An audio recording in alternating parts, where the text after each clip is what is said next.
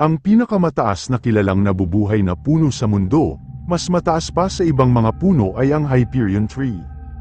Ang pinakamalaking puno na ito ay matatagpuan sa Humboldt Redwood State Park sa California, United States.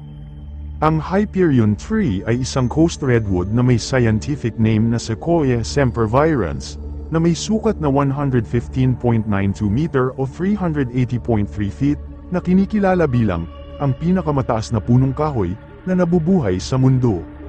Ang Hyperion Tree ay natuklasan noong ika-25 ng Agosto taong 2006 ng mga naturalista na sina Chris Atkins at Michael Taylor.